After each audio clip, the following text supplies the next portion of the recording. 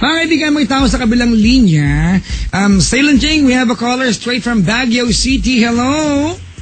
Hello po. Hi, good evening, Mac. Good evening din po. Good evening. Ba, parang nanginginig ka? Kinakabahan? Kinakabahan. Sige. Pwede bang kwentuhan muna tayo?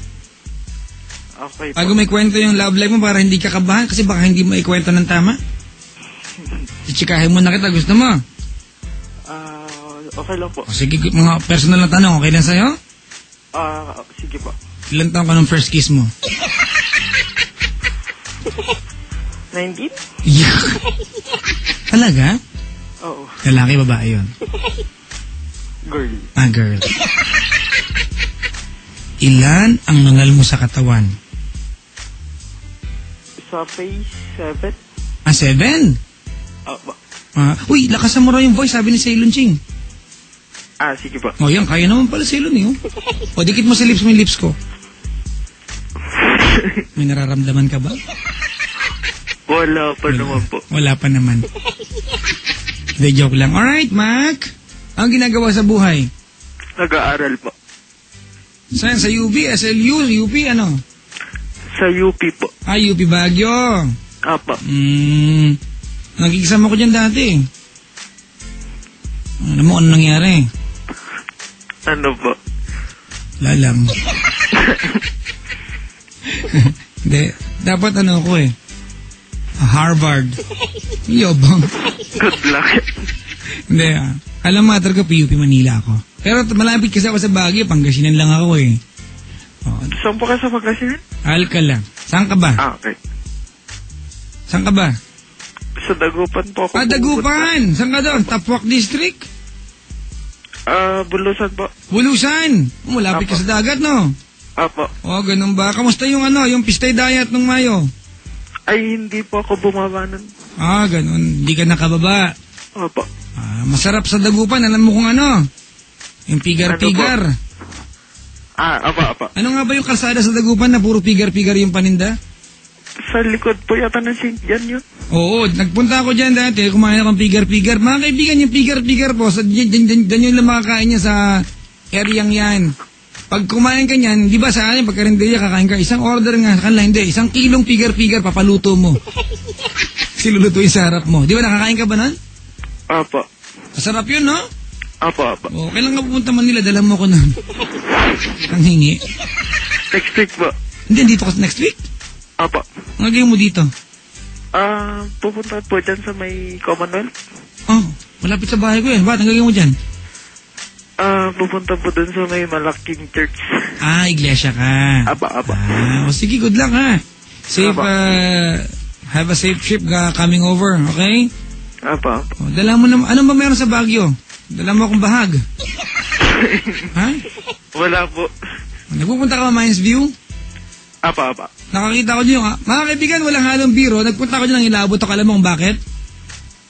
Alam ko na malaki ang St. Bernard na aso. Pero nung makita ko po ang St. Bernard sa toong buhay ng Ilabot ako, pwede kang kainin. Laki-laki, no? Oo po. Pag naupo ang St. Bernard, mga kaibigan, mas matangkad sa akin. Yun nasa Baguio, nasa Mines View. Opo. Nakita mo na ba? Napuntahan mo na? Last year po. Lalaki, no? Apa. Kaya pag ganyan yung aso mo sa bahay, no, malaki pa sa'yo. Malamang ikaw na utusan niya. Diba? Laki. Meron kayang pag-asang magyabang ang pusa pag ganun kalaki yung aso? Anyway, Mac. Kalmado ka na ba? Apa. Di, kwentuhan mo na ako, dali. May karelasyon po kasi ako ngayon. Ako, lalaki yan, no? Apa. Sabi ko na, basta ang intro may karelasyon, lalaki rin yan. Kasi kung babae yan, may girlfriend po ako, ganun. Dali. Kasi lagi po kaming nag-aaway.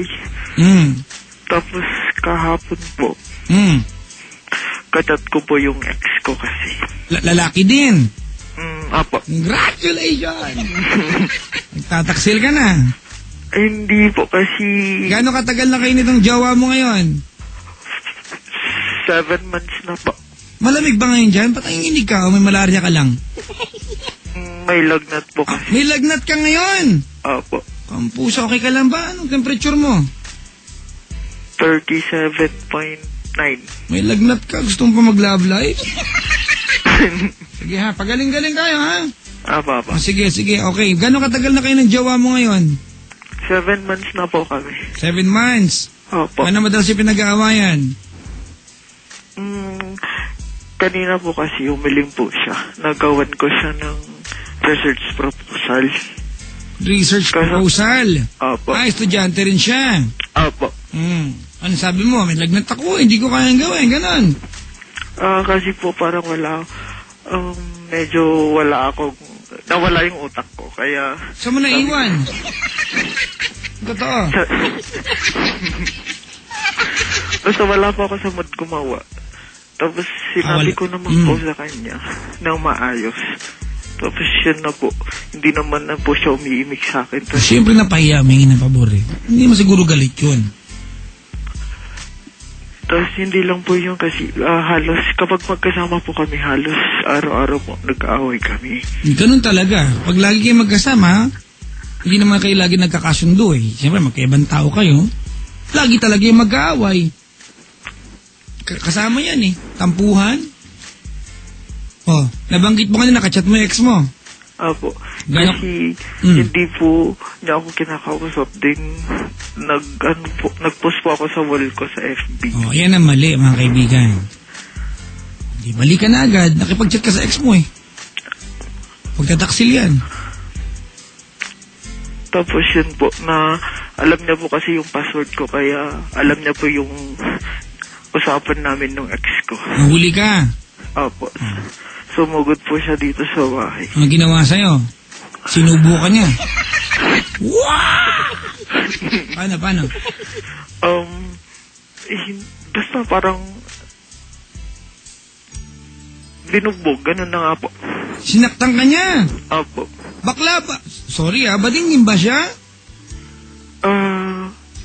Opo. Amphibian din. Ikaw ba, amphibian ka ba o talagang bading? Paminta. Gay ka talaga. Apa. Hindi ka silahis. Hindi po. Siya, silahis ba o talagang gay? Silahis po. Silahis. Apo. Sinaktan ka niya pisikal. Apo. Ano tanong mo sa akin? Kaya ka ba nilagnat? Hindi po. Ba't ka nilagnat? Dati na po kasi nung kasama po kami ng umaga. So may sakit ka na, sinaktan ka pa. Ganun po. Sobrang init ng ulo. Mali na yun, pero teka lang, ganito, pagaling ka maka. Apo. Nagpa-doktor ka na ba? Hindi po kasi kanina umaga po nung nalaman niya po na nilalagnat ako. Binigyan pa naman po niya ako ng gamot. Ano pa na ginawa sa'yo? Inampas ka ng blush on, gano'n. Ano? Sinikmuraan po niya ako. Anong ginawa mo? Wala po. Kasi malaki po ang katawan niya, kaya... Ba't gano'n? Malaki ka may isang bading. No? Si Lunching, parang gano'n din yan eh. Ceylon, malaki daw katawan. Ceylon Ching, ba nakita niya, 5'11 yan, laki-laking tao niyan. Oo, pero duda din ako minsan dyan. Lagi may, parang monthly, 3 days a month, may ulo niya, parang may dalaw ba ito? Sige, ano tanong mo sa akin? Kasi po, halos po, kapag mag-away po kami, sinasaktan po niya ako. Sapakin mo din, para matauhan siya. Kasi pinamimihasa mo na eh. Diba? Huwag mo siyang hayaan saktan ka. Di ka man niya pinalaki. Diba? Hindi tama saktan ka niya. Pero ganito. Okay, ganito. Isa-isahin natin ha. Apo. Mali na sinaktan ka niya, okay? That's very wrong. Okay? Pagbuhatan ka niya ng kamay, mali yun. Sinanay mo na siya eh, di ba? Apo. Kumbaga, yun na yung manifestation. Pag nag-aaway kayo, hindi niya napigil sarili niya, sasaktan ka niya, tama? Apo. Oo. So, ikaw naman, girl na girl ang pakiramdam mo sa sarili mo, uupo ka sa gilid, hanapin yung bato. Hindi ko mahanap ang bato, wala akong di makapag-darna, hindi ko makagante. Di ba? Very wrong yun, okay? Alam mo ba, hindi ko kinukutya yung relasyon na meron kayo. I do not say na it's not normal. Alright? Pero nagmamahalan kayo, wala kaming kiber dyan, masaya kayo, go ahead. Pero nagkakasakitan na kayo. Alright? Apo. My point here is, maling sinaktan ka niya, pero naintindihan mo ba kung ba't siya nagagalit sa'yo kanina? Hindi po. Kasi sa pagkakalam ko po, naipaliwanag ko naman sa kanya. Alam mo, ganito okay, doon na tayo. Alam mo, possessive yung karelasyon mo. Maling sinasak. Mga kaibigan, ulitin ko lang ha. Hindi ko sinasabing tama. Ang sinasabi ko dito, ang point ko dito, nag-aaway na kayo. Bakit ka pa nakipag-usap sa ex? Kahit sinong karelasyon, magagalit talaga. Di ba? Oo, kung ayaw mo na, kasi, let's face the fact, mga kaibigan, na lahat ng ex-issue yan, it brings insecurity sa partnership.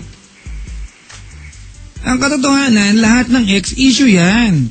And you can never get away with the idea na, di ba, nag-aaway kayo, nakipag-chika-chika sa ex mo, imbis na masolve ang away, makapag-focus ka sa solusyon ng away, yung solusyon para magbati kayo ng kaaway mong mahal mo naman, di ba?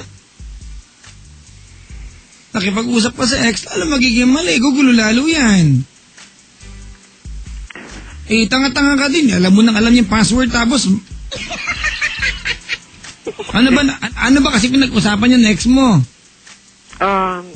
Sabi po kasi nung ex ko is, pwede bang dumalaw dyan, sabi po niya. Ano sabi mo? Pumayag naman po kasi ako. Tado ka rin pala eh. Iniintindi ko mo, maling sinaktan ka niya, inuulit ko mga kaibigan, pero ikaw di malandi ka din kasi. Kalalaking tao, malandi kasi.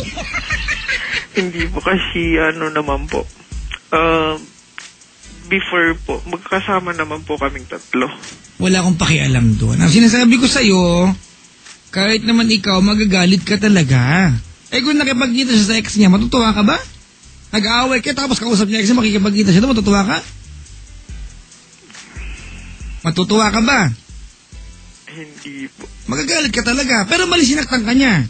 Alright? Iulit ko mali. Okay ba sabihin, baka papadyak, pagkatagawin lang, hindi po. Huwag ka rin kasing gumawa ng dahilan para hindi kayo mag-away. Kung nag-i-enjoy ka sa ex mo, di mo balik ka sa ex mo. Parang diyan, nagnanakaw ng sandali. Nakuha mo yung point? Apo. Oh. Pagtataksil yun eh. Anything that you don't tell your partner, kasi di ba magagalit siya, is cheating. Anything.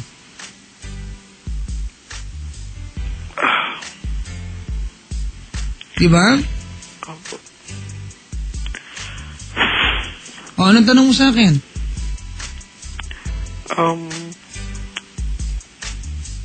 Ipapagpatuloy pa ba namin? Okay. Mahal mo ba? Kasi po. Yes or no? Mahal mo? Opo.